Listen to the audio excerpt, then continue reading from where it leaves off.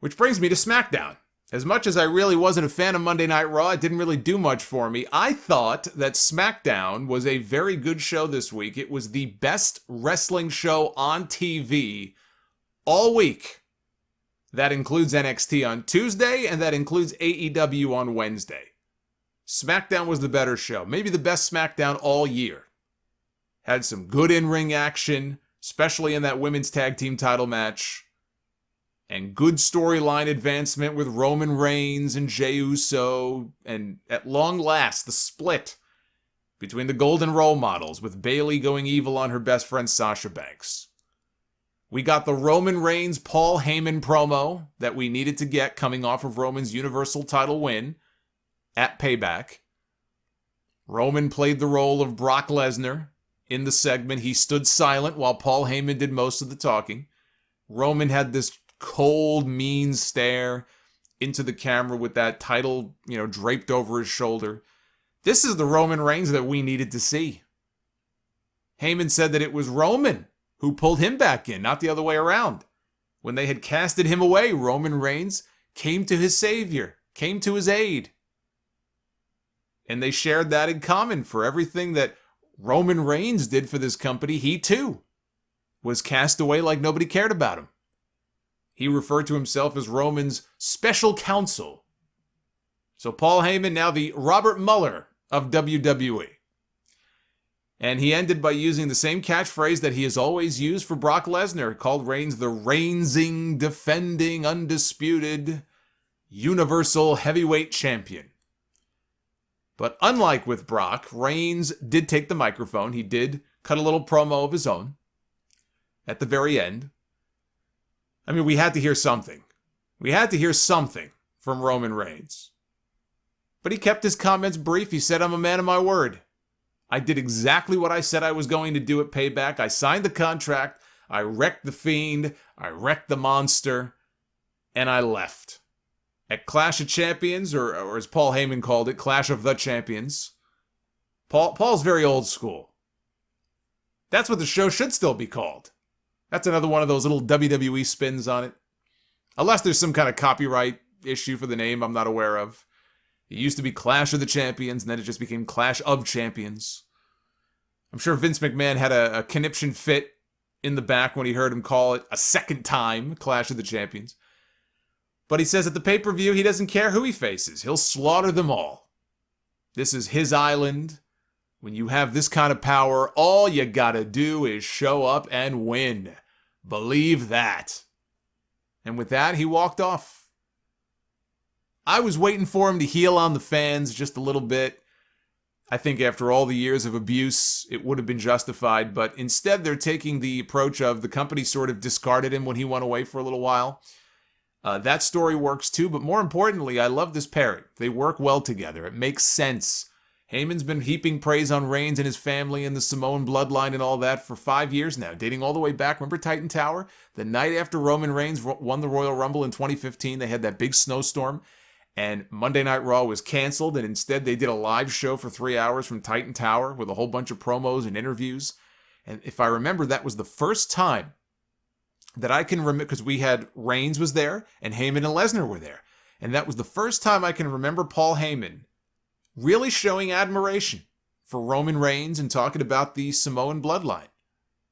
I like the idea of playing off of Heyman being cast aside like a leper and him having that in common with Roman Reigns. As far as why Roman would even feel the need to have somebody like Paul Heyman at his side, I think that became clear later in the show when Heyman manipulated WWE management and Adam Pearce into putting Jey Uso in the main event. That's where Heyman becomes useful for Roman Reigns. In situations like that, Roman ran into Jey Uso in the back after that promo was over. Jey Uso's like, "Yo, Oos, I've tried calling, I've tried texting you, I haven't heard back. What's going on, man?" And Roman said, "Look, I've just been busy. I'll catch up with you later."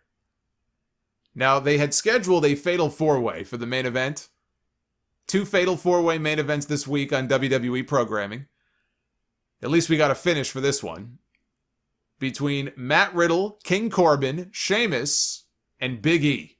to determine a number one contender for Roman's title at Clash of the Champions. Sheamus took out Big E in the back, though, earlier in the show. He gave him a white noise onto the windshield of a car. They did a big injury angle on Smackdown, and they carted him off, and Sheamus was very proud of his handiwork and thought that it was going to be a triple threat now, but in fact, Adam Pearce made it clear that it was going to be a fatal four-way. They were going to find somebody else to take Big E's spot in that match.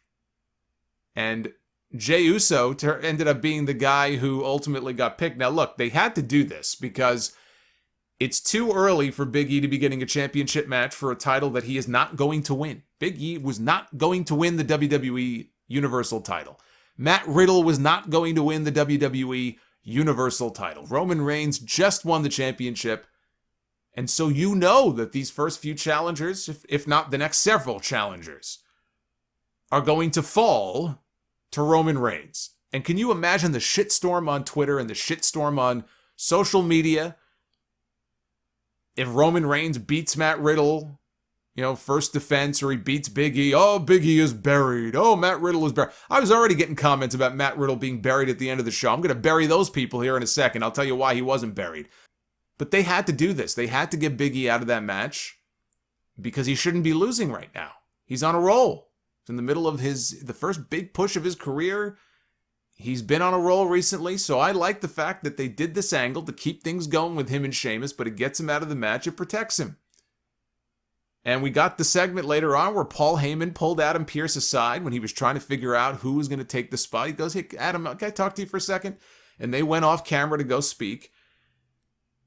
And what he was doing was he was lobbying Adam Pearce to get Roman's cousin inserted into the main event. Nepotism at its finest. Once Uso was inserted into the match, it was pretty clear he was going to win. Because they didn't do that segment in the back with him and Roman for no reason. And then Jey Uso pulled off the upset in the main event, beating out King Corbin, Matt Riddle, and Sheamus to become number one contender for the Universal title. The same Jey Uso who has not been on TV is now the number one contender for the top title on SmackDown. But you know what? It's someone different, and there is a story to it. I would rather they beat Jey Uso than beat Big E. So I am willing to look past that. Sheamus hit the bro kick to Corbin. Riddle hit the bro to sleep on Sheamus, the floating bro, off the top rope to Corbin, even though he barely grazed him with it, but he hit the floating bro. At the same time as Riddle is coming down off the floating bro, what he does not realize is that on the other turnbuckle in the opposite corner, here comes Jey Uso. Off the top with the Samoan splash right onto Matt Riddle. He pins Matt Riddle to pick up the win. Now, I didn't like that Riddle was the one that he pinned, but Matt Riddle had the match won. He had the match won. He just never saw it coming. So it's fine. Riddle will be fine. All this bullshit about he's buried. I can't believe they buried Matt Riddle. The people who say that Matt Riddle is buried off of that one finish know absolutely fuck all about professional wrestling. Riddle took out Sheamus. Riddle took out Corbin. He got caught. Nothing more, nothing less. Couldn't believe the tweets and the stuff about him being buried. I think these people's brains are buried in goo. What Roman Reigns is going to do to poor Jey Uso at Clash of Champions is more of a burial than whatever happened here to Matt Riddle. And I would rather it be Uso than Riddle getting destroyed at the pay-per-view. So enough with the burial nonsense. Jey Uso doesn't know it yet, but Roman Reigns is going to murder him. He is walking to his own destruction at Clash of Champions. This is their way of cementing the heel turn even more.